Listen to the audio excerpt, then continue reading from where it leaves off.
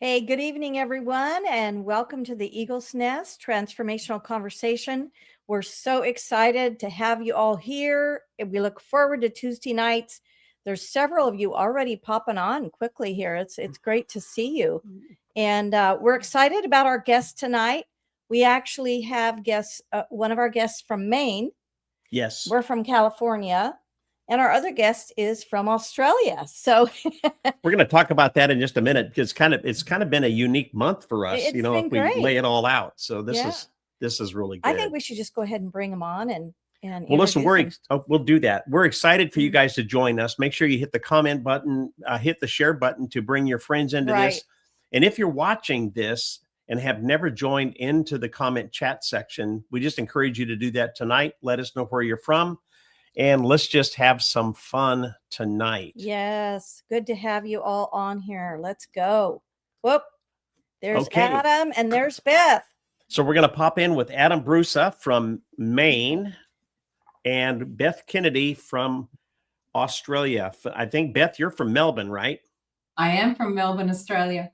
Yep. Awesome. This is so fun. We were talking earlier, like we're covering the earth. Hey, all the spots, right? Adam is up at 10 o'clock. It's 10 o'clock his night. It's 2 o'clock tomorrow afternoon for Beth. So she could already tell us what we've already experienced. That's right.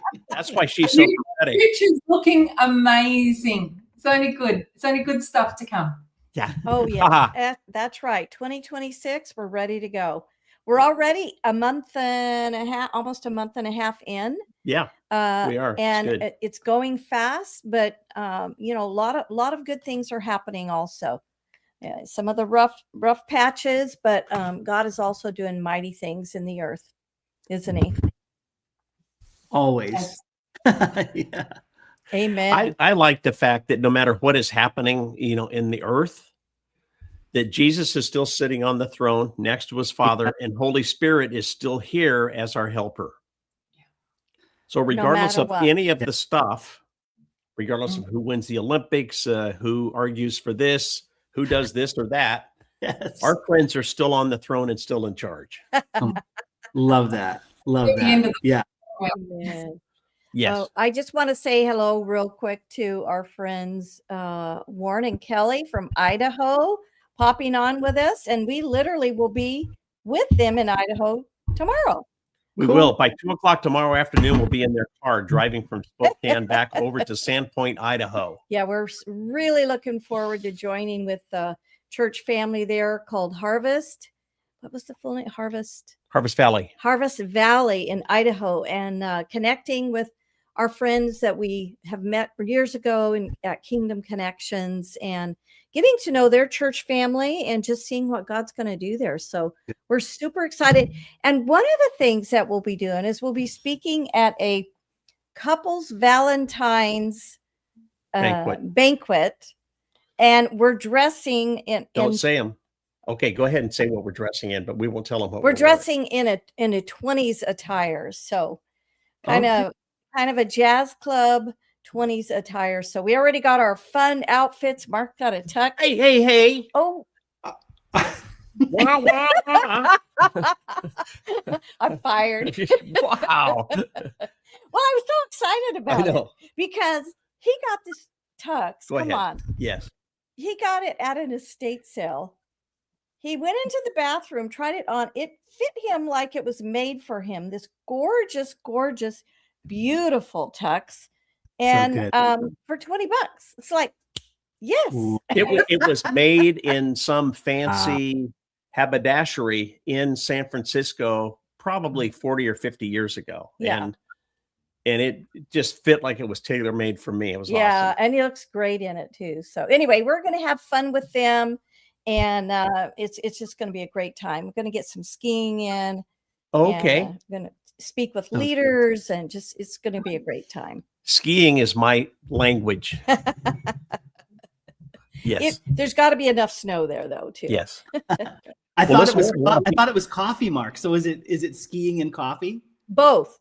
Yeah. It depends. If the snow's out, then the coffee is secondary. Okay, got you. Yeah. Yep. He does love his coffee, though. You're right. So we have Josh, Kasha. Kasha is on with us tonight. Is Kasha one of y'all's friends?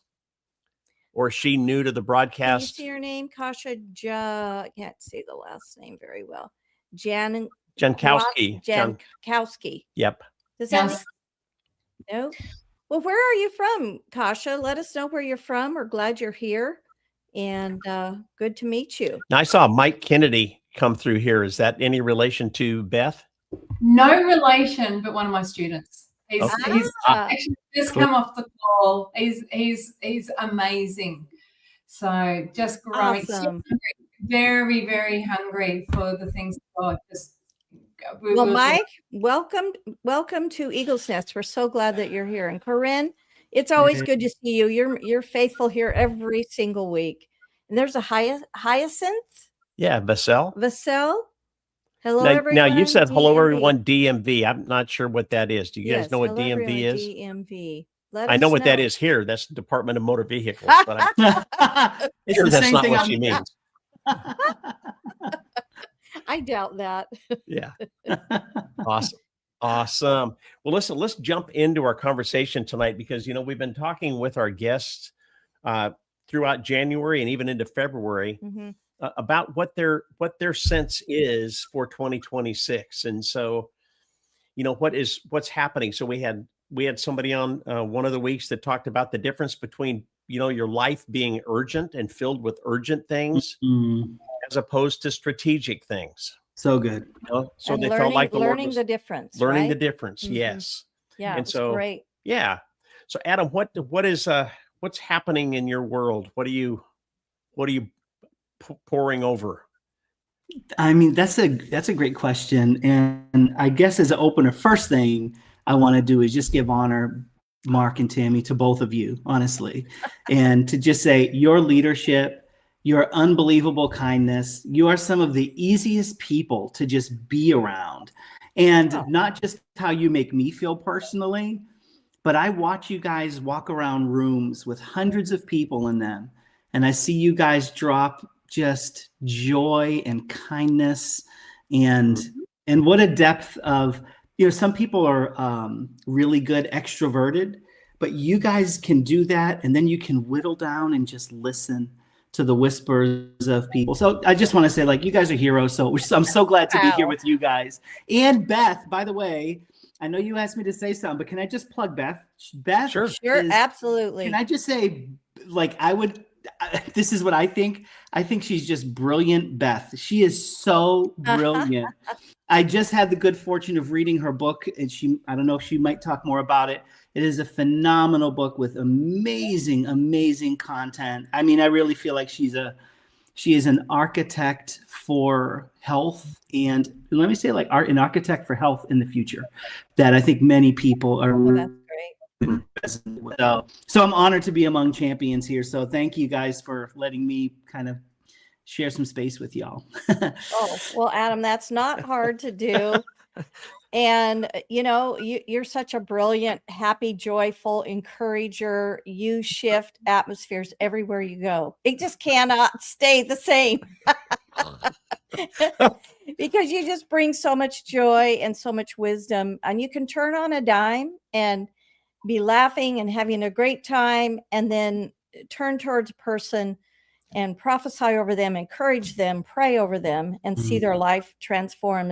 It's so cool to watch that dynamic and watch you move from, ha ha ha ha ha to, okay, let's talk about this. And in the kingdom, it's like that. I mean, that dynamic is there. Yeah.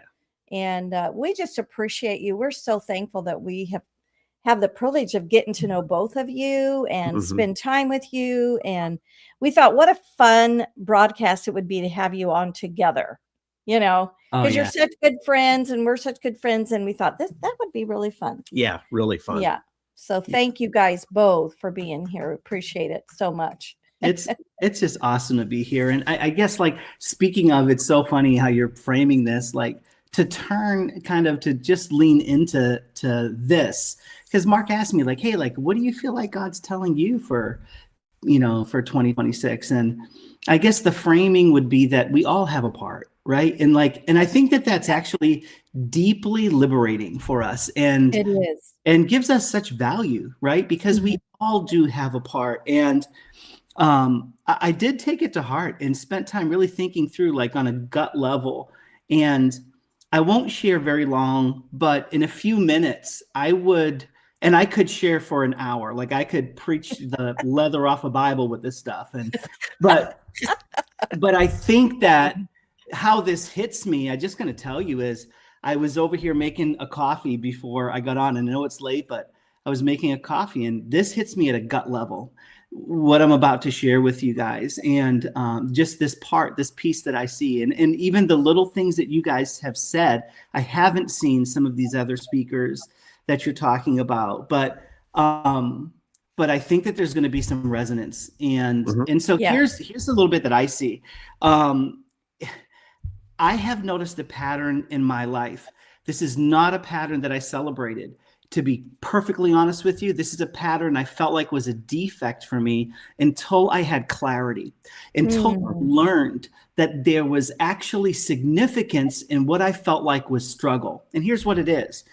I've often seen myself walk through situations that I thought were about me, and I came to find out later that actually multitudes of people were walking through those situations, and would be walking through those situations. Yeah. And it's not something I've asked for. Like, when I tell you this, I'm saying I've spoken to hundreds of thousands of people, and doing that over the years, it's like, this is just a pattern. And I believe that this is a pattern because it's a preview of what God's doing to a wider spectrum of his people. And my word for 2026 is clear, and it's simple, but it's dynamic. Here's what it is as I've prayed into it. Here's where I feel the weight. I feel the weight on this word, establishment. I feel like this is a time not for hype, not for chaos, and not for waiting for the next big wave. I feel like establishment is where it's at, because my belief is that God is calling his people to build foundations that they can stand on for the next decade plus. And to me, establishment means it's part of a 5-spoke framework. This is just how I have it right now. I'm obviously not going to go into great detail because I want to be honoring of the time, but I just want to say that, like, my 5-spoke clarity on what this means is: number 1, awareness. Number 2 is hustle, or you could call it holy hustle. Number 3 is reforming. Number 4 is intentional design. And number 5 is courage to proceed or to advance. Awareness. People are waking up to what's not working. This is what awareness is to me. It's being aware of, like, hey, this isn't working emotionally, spiritually, financially, right? So it's like in Luke 15, it's like when he came to himself, right? The prodigal, when he came to himself, right? So, and I think, like, hustle, when I talk about hustle, that's not busyness. It's not being frantic. This is engagement. This is about being willing to participate in your own formation. And that, to me, is part of this reformation, right? And I think I don't know about you, but I've looked at it this way for decades. I've looked at the thesis. I've looked at Pentecostal history and biblical history, and said, and I kind of had this idea that was framed within the almost even Renaissance artwork framing in my mind of these pictures of people, these great reformers. But what if I just say our willingness to participate in our own formation, and we make it really practical? Like reevaluating what we've inherited, where we've been so happy to just accept what we've been given, the place that we've been relegated to, the existence that we have accepted and celebrated, the way that we've perpetuated average and tried to pretend it was amazing because we dulled down our senses and dumbed down our opportunities. To me, this is part of what I feel like I feel like we have an opportunity to kind of throw out and rebuild. And, intentional design to me is where wisdom meets the spirit. It's what Proverbs 24 says, that by wisdom we build the house. And then, the whole courage to proceed is like activation. Like, hey, the whole thing about courage to me is like courage it is prophesying, it is speaking, it is living, it is reframing and rewiring our minds so that we can actually step into the thing that we are terrified of, or that we hope is God, or that we believe is the seed of our destiny, but we haven't actually wrapped action with it. We haven't cleared the path yet. And because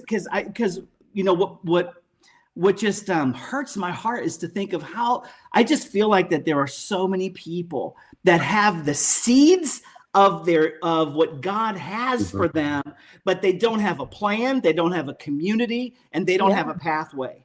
And as a result, seeds that are genuine seeds of the picture of heaven are left there dormant, just like a seed in your pocket. It'll never produce a tree. It'll never garner fruit. And even though it has life in it, it has to be, like Jesus said, planted in the soil of our heart, which is we're the soil. So that's just kind of some of where I'm thinking through. And so I'll just kind of like pause there. But what do you guys think? Wow. I'm glad I have a hat on because my hair would be blown back like yours is. Yeah, one of the things that was hitting me when you're talking about the courage part, well, all of the words were incredible, but courage is unto something. Like you said, you don't just have courage to have courage. Courage is motion. Courage is to do something. Courage is to move forward. And it brings life to something. So it's what you're saying. I think part of what you're saying is that you get to be involved, to participate, and to partner with the forward motion, because the courage is there to move in and to take the seeds and to plant the seeds. And I mean, to till the soil, plant the seeds, water the ground, tend to the crops, and then have the harvest. So it's all it all works together unto a harvest, unto fruit. That's so good. Woo! Wow. It is so good. What do you think about all that, Beth? Well, I mean, Adam speaks my language. Yeah, Adam always speaks my language. So firstly, I want to say ditto to what Adam said about you both, Mark and Tammy. But what people that are watching, like I know that there's some people that'll be on my feeds that'll be watching right now. They don't know Adam and they don't know Mark and Tammy well. But Adam is one of those most amazing people where he has such an apostolic focus, and he functions from a profound heart of love. He flows with the heart of the Father whilst shaking your cage in such a way, and then he says, now go. So this is why I love him so much, because we all have a purpose. We need all hands on deck. Right. It's no longer are we to be observers of what's happening. We are to be participants. God is all about relationship first. So it's got to be relationship. I was literally teaching this like less than an hour ago. Relationship first, and then we step in and we flow. So we gather, we train, we grow, and then we go. And then we take it out. And taking it out is not just holding it in the four walls of the church. And what I'm seeing in 2026 is actually something I've been seeing since 2008. I'm actually seeing the outflow of what God was showing me in 2008. And Adam talked about living a word and living this message. And I teach from our mess, give it a bit of age like fine wine. We then get our message from our mess. And we live through these seasons you're like, why me? Why am I going through this? And it's only with looking back and being grateful for what God has done that we see through the lens of love, and we start to recognize what it is that God has actually been building within us that we need to take out and go and flow with. And it's not a job description. It's an adventure with God. He doesn't call us to a job description. He calls us into relationship. And it's the best adventure you can imagine. It's so much fun. And I know, Mark and Tammy, you live this. I've watched you. I've spent some time with you. I've lived in the same house for a week with you. You know, you ooze this stuff. You know, this is why Adam and I want to interview you. But it's that whole you flow in this, which is so beautiful, and you have ways of wisdom. So I feel that we are in the decade of readjusting, refining. It's not 2026. It's the decade that we're in. We're in the Hebraic year of the 80s, and 8 is a new beginnings. So it's also the decade of the mouth as well. Yeah, right.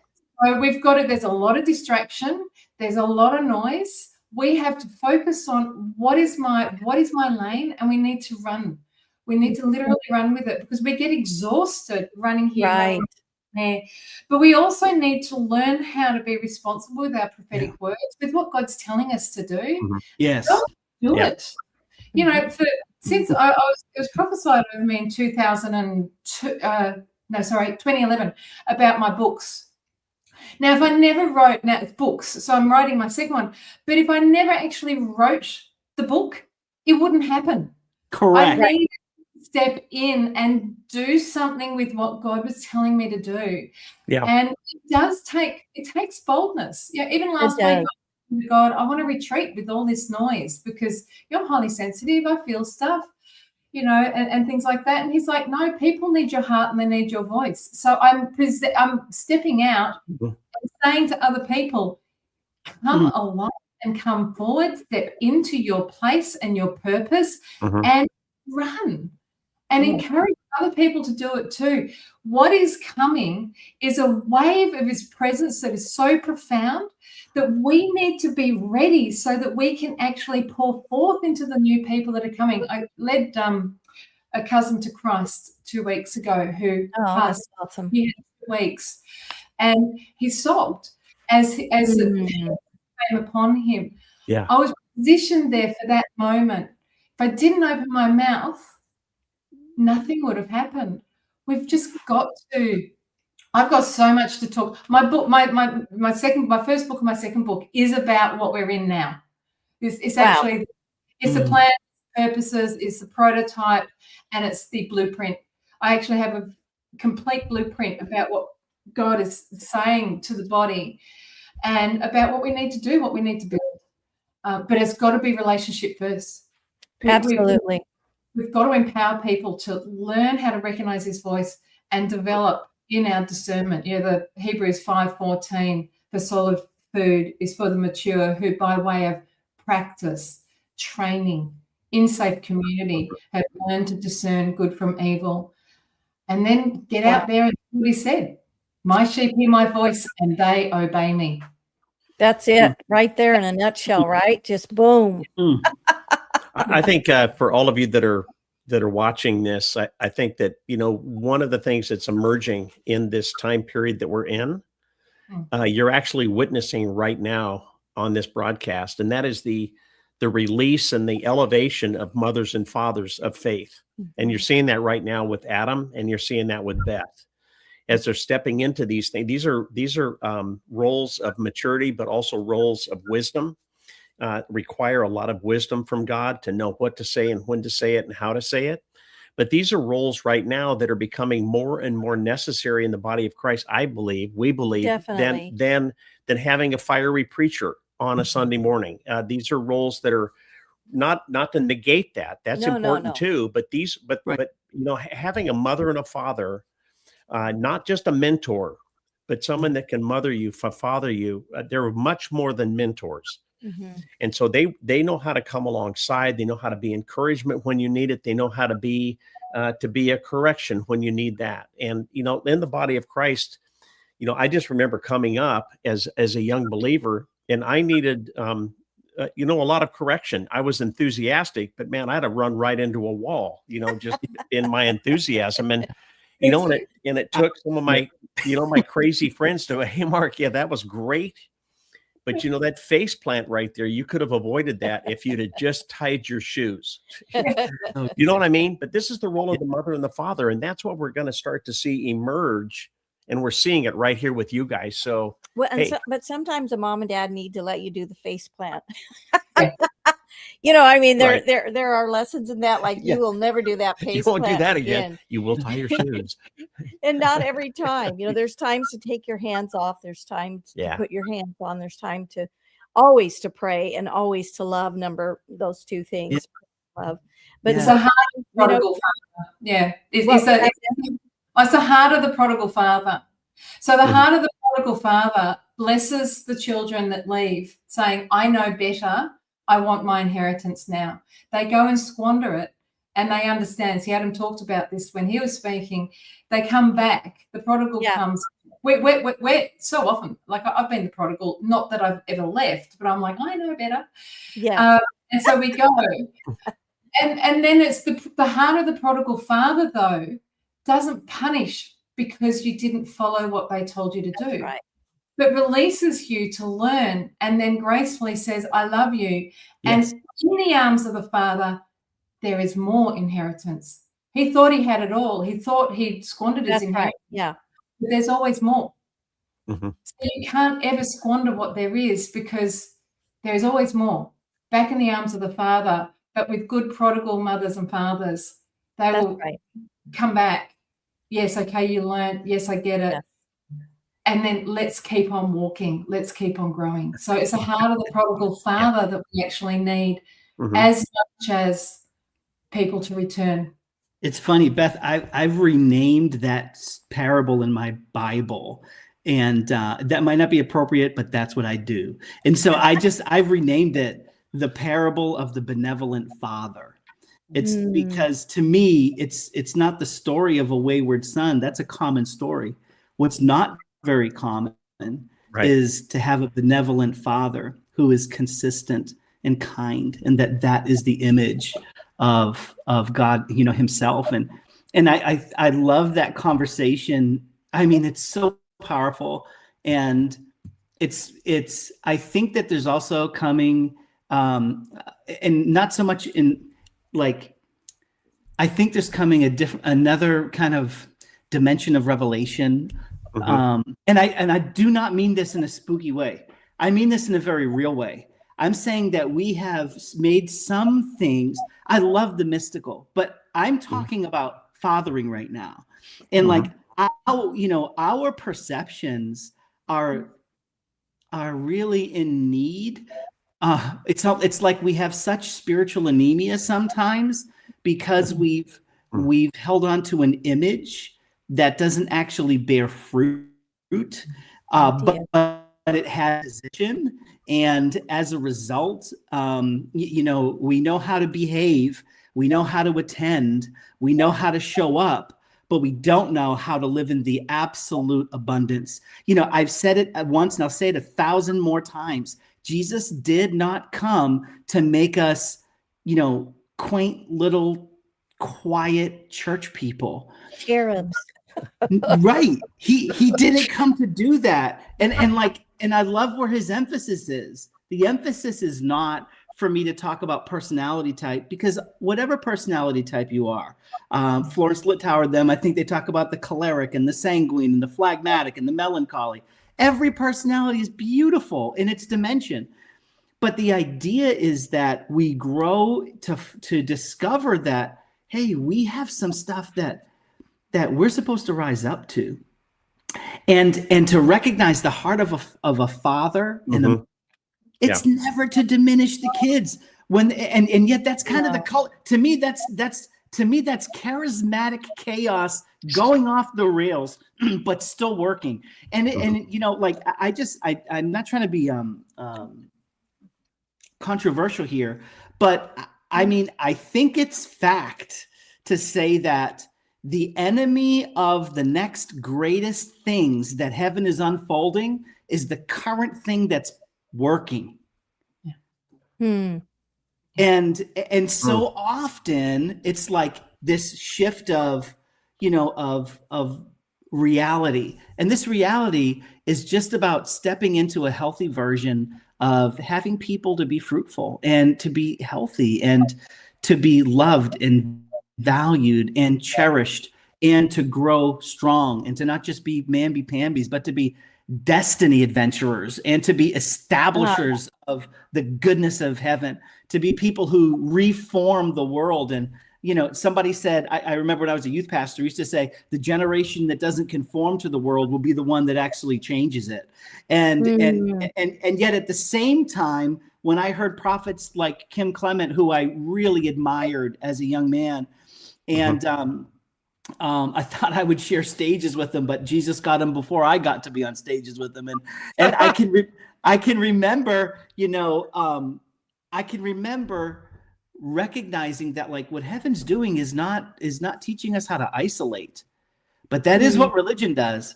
But Jesus didn't come to have us to isolate, but to have us to learn how to integrate, to have us learn how to be the leaven within society that causes the goodness, that causes it's the essence of heaven baked into the bread of humanity. And, it's kind of like the whoops, there it is moment, And Beth, I just want to show you here, look, because these are my notes, right? So I want to show everybody here, like this part here. Okay. Because I didn't say it yet, but you talked about what? The decade. About the decade of the empowered. Wow. 1 year. No, you didn't say the word empowered, but you did say a decade of what the Lord's forming. And I really do believe that, this is like community matters more than ever because listen, this is not celebrity Christianity. You know what? That will be around forever because as long as there's flesh, there's going to be flesh happening. True. But what God is building is communities of strength, communities of courage, communities of love, communities that form people and not just inspire them, but safe places that can actually hold people's hearts and that can grow with them and that can do the dimensions of what a static church movement can't, which is to father and mother and raise and release people from babies to reformers out in their own life and celebrate them the whole time. Steve Harvey said this. He said, man, when my father died, it destroyed me. And the reason why is because I never had another man. And most of you will never have another man in your life that will celebrate everything that you've got going on, every achievement that you've made in your life. Many times it's cutthroat and competition. It's like if we got the promotion, then they didn't. But your father always has your back. Your dad always wants that for you. A good mama, a good father. Somebody that has that heart. And so, just celebrating with you guys. Wow. There's a little bit of fire there. I mean, I like what Warren says. He said it's kind of bottom lining what you're talking about, I think, is that he said he puts a robe on his back and a ring on his hand, pulling the sun into identity. And that's what you're talking about is walking with people, helping people to know and see and walk in their full identity and destiny as they were created to. So that was a beautiful example of that. It's a totally good example. One of the things that strikes me, you're talking about everything you're talking about is in the church is made up of families. So once the service is over and the pastor's done, the father and the mother step back into a place of actually raising the kids all during the week. And I think that's what we're seeing more and more of is our spiritual moms and dads that are just hanging out with their spiritual kids on a day, on a basis that's pretty regular. That's not a church oriented thing. This is just it could be for coffee. It could be on the telephone. Life. Yeah. Life stuff. Yeah. Yeah. And you know what? I feel like I need to release this on this live now, which is this. And I'm with you guys. I just want to say this to you, and I mean this, okay? Remember how I framed the beginning of my talk? Sometimes I walk through things, and listen, this isn't an Adam-centric thing. I'm just trying to connect to you authentically. But I want to say to you that you may have the same kind of things happen to you, or other dynamic things. You might have, I feel like there's people that are watching that you have dreams that frame the realities of your life. And I'm saying that to you in faith because I want to honor you. And I want you to know that the diversity of what heaven is doing is absolutely not only critical, but it is incredibly glorious what God is doing in your life. And I just want to share the lyrics of an old song. It said this, ready? This little light of mine, I'm going to let it shine. This little light of mine, I'm going to let it shine. Can I just encourage you? Let your light shine. If you're a dreamer, then dream the dreams. If you're an architecture, then let it happen. Come on now. If you're an intercessor, then get before the throne with joy. If you're a dancer, then dance your dance. Come on, somebody. Like, come on. If you're a coach, then coach.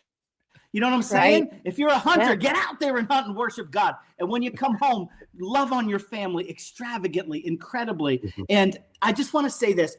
You haven't missed it. Yeah. You have not missed it. No. I mean, I keep hearing people say this to me. They say, Adam, you're not too late. You're an early adopter. But I want to tell you that in my heart, sometimes I'm like, I think I missed it. But I want to tell you, you haven't missed it. You're not behind. This is the year. Look, this is a time. This is a moment. You haven't missed it. It's not too late. And so, so good. Yeah, I mean, guys, we're arise and shine, right? So just receive that for all of you that are watching now, that will watch in the future. Yeah. When you hear this come by, just take it to heart, because this is really, I believe, the heart of the Father just being released and poured out right now. Amen. Absolutely. So it's fascinating though, because I mean, Adam was talking about competition and the concept of competition, and we all feel this at different times. It's like, oh, they got the opportunity, so I won't. And the one thing, we're talking about living the message. One of the things that God's really shown me is that, I mean, firstly, competition is not kingdom. That's right. That's the thing. He doesn't want cardboard cutout Christians. He doesn't want cookie cutters. But the other thing is that if we really understood who he created us to be, we wouldn't want to be anybody else. True. Like we wouldn't want to be, and we wouldn't want their opportunities. Yeah. And if it gets shut that we truly believe was for us to walk through, and this has happened a number of times to me, he'll open something else. You've just got to trust that if that doesn't work, because sometimes our destinies require cooperation from other human beings, because we are called to be in community. When other human beings don't necessarily cooperate with what you think, and you might get it wrong, but what you think is the purpose, he will create another opportunity for you to step and through the door. It's like he's a God of endless opportunities. And the thing is, I can guarantee you, if you will step into what he is asking you to do, celebrate others and encourage others to run their race as you run your own race, only looking to the left or the right, to encourage, not to criticize, not to condemn, not to compete with. If we do that, the acceleration on your destiny will be so extreme. You'll be going, God, slow it down. I'm not ready yet. I can't cope with how much is happening in my life. Yeah. And there's an ebb and a flow. So it's like you ebb, so you flow, and then there's a quietness, and it flows forward, and then there's a quietness. There's a beautiful rhythm with the kingdom of heaven. Amen. Yes. And then you learn, you develop that capacity. It's actually the most wonderful time to be alive. And if we learn how to gaze upon the Father, Adam has a different understanding. Tammy and Mark, you have different understanding to me of the Father. And the light that his face shines upon my face is slightly different. And then I'm just called to go out and be me. And in being me, I will actually shine my light, which is his light, what he needs in the area that I'm located in Melbourne, Australia. Yeah. And I will be what the people around me need to be just by being me. And I will, that's how I allow my light to shine. And more happens by accident. I've had people approach me on the street and say, what are you? Who are you? There's a light coming out of you. When you walked past me, I felt something. True. More happens by accident than on purpose when you're saturated in the goodness and the presence of God. But I want to say to people, you do need to open your mouth, for if we don't tell them of his goodness, how else will they know? That's so, so good. Wow, Beth. And, you know, I was just seeing this picture of, you know, when we compete and we compare, which we have all done that. Yeah. And you have to push yourself back into focus. But when we compete and compare, we're looking to the left and we're looking to the right because, you know, we're seeing somebody do something we should have done. We think we should have done, or they're doing it better, or they're whatever it is. We're always looking to the left or to the right. So we're not staying focused. We're not staying in our lane and staying focused, like, you know, setting our face like flint to the face of God. And it takes away, it's a distraction that takes us away. And it causes, like, even when you're driving in your lane, you know, in a car, if you just even kind of look this way, your car will go a little bit that way. You know, you have to stay straight ahead, watching the traffic flow, and stay in your lane so that you're not going to crash into anybody. And when we're competing and comparing, that's kind of like what we're doing. We're pulling over this way and we're pulling over that way, and we're not staying in the lane, staying focused on the face of God. Yeah. I just think about really good right there. That was well, you actually create an accident situation if you really focus on that's right. You end up crashing. And I think I think children are some of the best teachers. And I watched my son have an opportunity to dance with an international ballet company that my daughter desperately wanted. And she sat and she wept and she said, I so wanted to do what he's doing, but I'm so proud of him. Right. She sat there and she was so pleased for him. Right. That is what I want my children to celebrate each other. I don't want them to tear each other down in my own family. And so too God. Yeah. So too God. He wants us to celebrate. And when we feel that little niggle of jealousy or competitiveness, we need to work out what's going on the inside of our hearts. Right.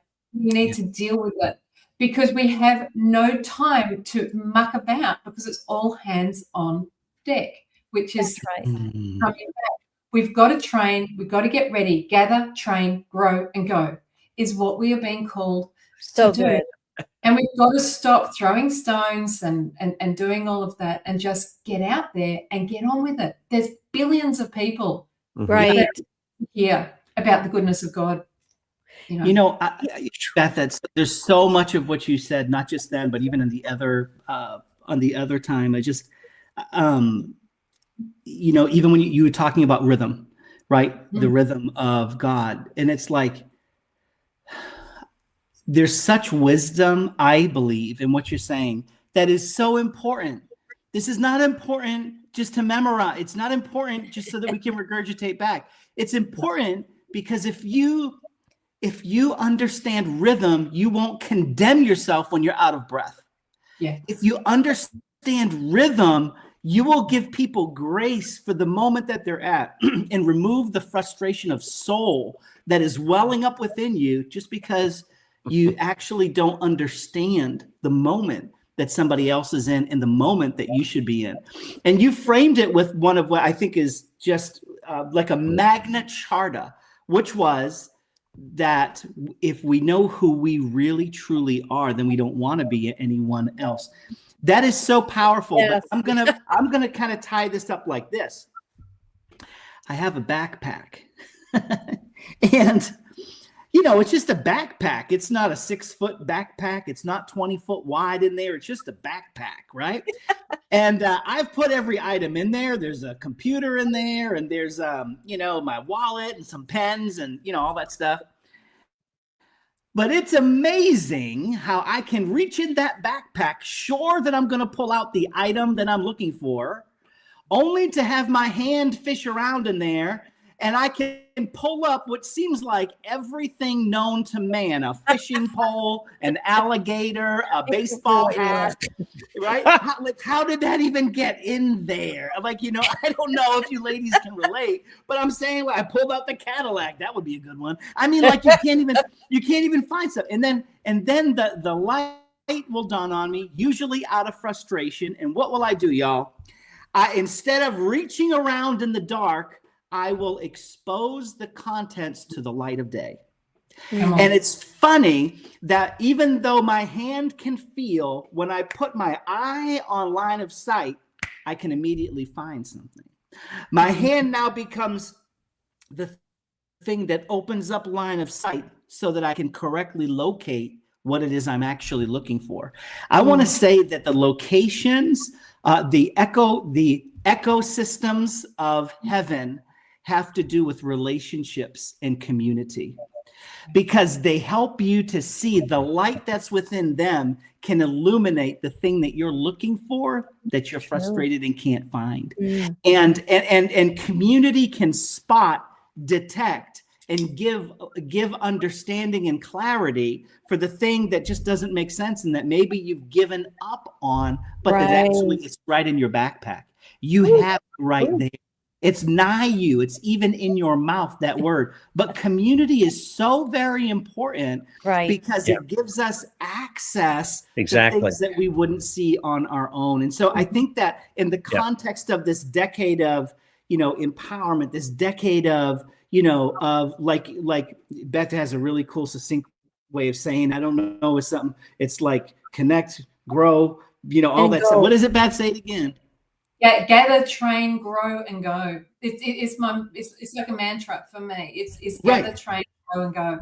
Because it's not to yourself. It's about gathering unto a purpose so that you can then grow. But then, for goodness sake, take it out. Go do something with what you've learned. Yeah. Right. Don't put your car in the car park, going back to Tammy's metaphor. But also, don't compare and crash into others. Stay in your lane. Work out what your lane is. You need community to do that.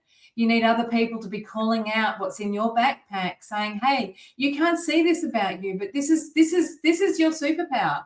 Half the time, our superpower, it seems so mundane and ordinary that we don't realize it's a superpower until someone else goes, "Did you know that whenever you do this, it just brings me along?" And you go, "Oh, really?" Yeah, that's special. I just do that. I like what you guys are saying. I wrote a note down here. It says, my note says that we spend so much time eyeing somebody else's community that we lose track of celebrating the community that we're in. Whoa. Yes. And so I really do think that is like what you guys are both saying, is that God's placed us somewhere. Every believer gets placed somewhere. And in that somewhere, if you'll start to step in and say, and just pray these prayers, say this as you step into your communities, wherever they are. Lord, where is my community? Who is my community? And how can I get engaged better with the community that you've given to me, instead of sitting here eyeballing Tammy's community and wondering why I'm not included in hers? Yeah. And in actual fact, that's in 2021, God showed me that, we couldn't be going back. We can't go back anymore. We can't go back. We can't turn the clock back. 2020 was a pause, and 2021 was the clock was moving forwards again, and there was no more resisting. And he told me at the same time, he said, his net works. We don't network. He works the nets. Let him network you into the community that you need to be. When you find your community, plug in, make connection. And what I actually saw was this beautiful, vibrant, glowing, golden net wrapping around the globe, and it was just vibrating. There was points of connection. When you find the community that you need to be in, be there, serve, Do what it is that you're meant to do. Don't compare. You don't need to network your way. You will need to allow him to show you what network you need to plug into. Let him network you, and then he will work the nets. There's no rush either. I saw him as a fisherman sitting, leaning against a overturned boat, beautiful boat, and he had this Chinese hat on, and he was sewing this beautiful net on the shores where he was about to cast his nets. And he was singing, and he was in no rush. He's healing the nets. He's sewing the nets at the moment. So we just need to do what we are called to do, position ourselves in the community that we're called to be. He will cast his net because his net works. And when we find those places, vibrancy and life and power and just everything will just start to happen. It'll just all start to come together. And I think that's the thing. It's just, we don't need to rush it. We need to be all hands on deck, and we need to be intentional, which I love. I loved it when I actually did see that live, Mark and Tammy. Intentionality is key at the moment. I think it's always key. Be intentional about where we spend time. Yeah. But don't feel like you have to strive. Right. Because striving is you. Striving is you doing it. Position yourself, step forwards, even if you're feeling challenged, which I find challenging. I find it challenging to step forward sometimes. But allow him to open the doors. He wants you to step through the doors of your destiny more than you want them to be open. Definitely. He does. He's so desirous of you fulfilling your kingdom design. It's just he created you. That's right. You're a masterpiece created for a purpose. That's right. For time.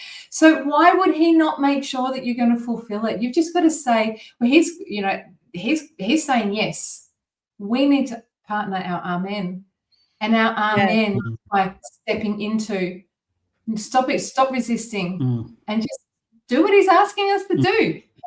Can you imagine how crazy it would be if you go, like Tam and I had a chance to go to Paris a few years ago, and we went into the Louvre, and we got in this line that was a crazy congested gang of people all trying to squeeze into this one room to see a painting that's this big. It literally is this big, and it's called Mona Lisa.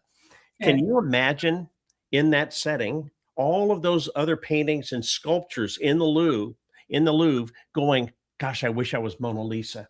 Gosh, I just wish I was Mona Lisa. I'm sorry I was just created by Michelangelo. Who the heck is that guy anyway? This painting that's on the ceiling that's so ornate and beautiful. I just wish I were that little painting that's an 8x10 Mona Lisa. I mean, it would be chaos in the museum. And here we are as believers, and we're so frustrated sometimes because we're not somebody else. And I really believe that this is what leads so many people into being disappointed, disillusioned. It leads all of those things. And derailed. You become derailed. Yeah. Those are all catastrophic events. As soon as you become disappointed, then disappointment brings in all of its cousins. And once that all happens, you turn away. Your whole face is looking at these things that are disappointing to you instead of turning around, putting your back toward disappointment and looking at hope that is hope that's on the other side of the spectrum. And so I think this is where we are this year. I mean, we're wrapping up this whole episode here, and I think we're just the Lord's saying, hey, be you. Concentrate, go back and re-listen to this broadcast and re-listen to the 5 spokes or awareness, hustle. Come on, whoever put hustle on it as a spoke? Hustle means like get up and do something. Do something. Do something. and reforming. I love that. And what is it? He can't read his own writing. Wow, something designed and courage to proceed. This is amazing. This is a great broadcast to go back and listen to because this is packed. It's got a lot. These aren't just packed with nuggets, man. These are gold boulders that are flying through here. Yeah, so good, you guys. So encouraging. God's so go ahead, Adam. there was you guys had I felt a really strong vein that you guys had about kind of exposing and putting down this unhealthy, poisonous competition, right? This idea, and I think you guys are really chopping at the very root of that, and that tree's falling down. And I just, there's a song by James Taylor, the singer-songwriter, and part of the lyrics of this one song says, "It's enough to be moving on. It's enough to be it's enough to be moving forward." And everything that I think we've outlined today is we're outlining and we're architecting, but the menu is awesome. But man, you got to eat the food. So you got to taste it, see it. And this is, we're architecting menus. We're talking about concepts. But the fact of the matter is, and Beth said this, it is we got to train. We have to have a safe place where we can connect and that we can actually be known, that we can practice, because the identity of heaven is exposed to us from the mirror of the prophetic, from the mirror of hearts of love that love us. And I remember years ago, this is like 20 years ago, I had a dream, and it was of this tree. And the tree, it was a gorgeous tree, like probably a big maple tree, and it was turned upside down, and all of the roots were exposed, and all of the leaves were in a coffin underneath the ground. And the Lord said, what do you think that is? I said, I don't know. And he said, this is the way my church is today. The way my church is that we're celebrating the apostles, prophets, teachers, and leaders while we're killing the people and keeping them away from the glory of my sunshine and my rain. And the people walked around the base of the tree and they were going, "That's my apostle, he's mighty." And they were saying, "That's my prophet, he's amazing." And they went, "Yeah, but you haven't seen my evangelist. He can, he's amazing, or you haven't seen my bishop. She's unbelievable." And then the Lord showed me this, and it was a tree that was upright. And he said, who gets the rain first? And I said, "The leaves." And he said, "That's what I've always designed for my people." He said, "Who gets the sunlight first?" I said, "It's the leaves that get the sunlight, the glory of your sunlight." And he said, "Yes."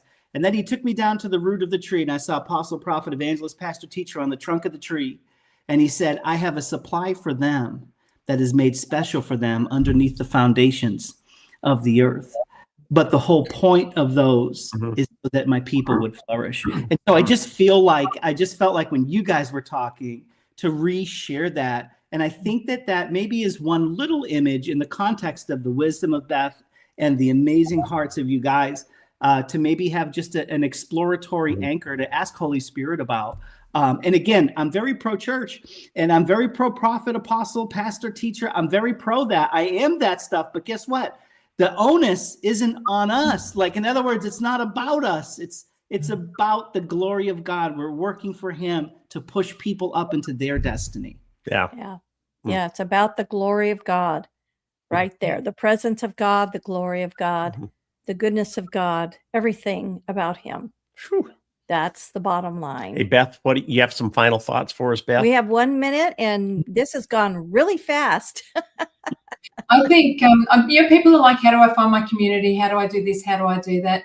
Just ask God. Celebrate the community that you're in and serve. Whatever community you're in, regardless of whether or not you see issues with it or not, serve, pray, bless, and God will honor that. Look at your community with gratitude. And from that place, he will then open doors. He's not going to open doors to a whiny person. He will open doors to someone who's grateful for the community that he's given them. Amen. Yeah. Yeah. Gold in his people. And from that place, he will then say, "Okay, but look for somewhere to plug into.